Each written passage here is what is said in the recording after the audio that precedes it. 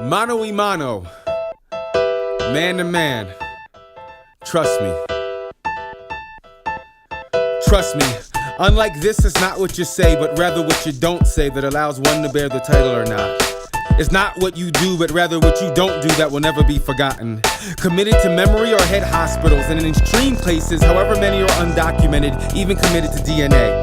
The only thing that your kind has ever been committed to, the one thing you should have ran as fast as you did away from. I mean, sir, if I can even call you that. Not so much a knight as you are one who has left his child standing one-nighted. Valor is at a premium these days, like juniors who've never seen seniors, since long before the therapist advised her to drop the JR period. And I heard you call her a crazy bitch, but that advice didn't come from her shrink, came from his.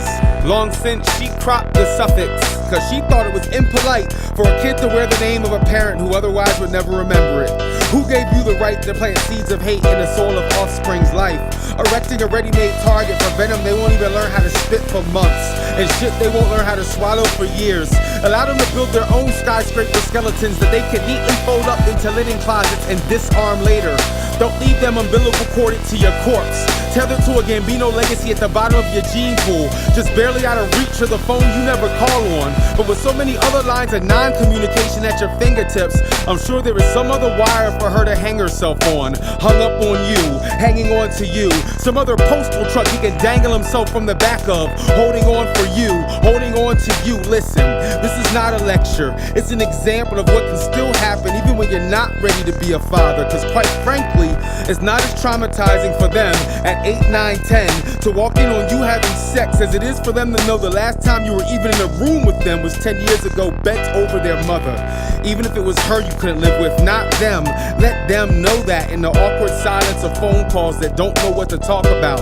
It's better than phone calls never dialed. Even if you left to spare your child the misplaced abuse, you would inevitably landed on them or their mother. Shaming yourself in the silence is nothing, like the shame of explaining half of mommy and daddy to a classroom of 5-year-olds on family day before they're old enough to comprehend better off without.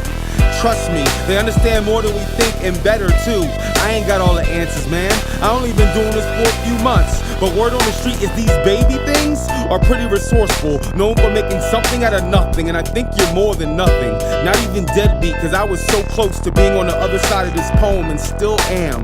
But I need you to understand, I don't think you're scared, I'm not questioning your manhood, I could learn something from you. I think it takes a certain kind of bravery to fly in the face of opinion and convention, to chase dreams, a different kind of sacrifice, I know.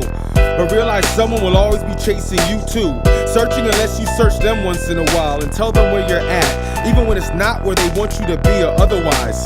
If you're gonna spread your seed without watering it, do your civic duty and donate your sperm to a same-sex couple who have more parenting skill in their pinky than you have in your entire body, or cut your dick off. Really, make the world a better place. No, seriously, there's no blueprint.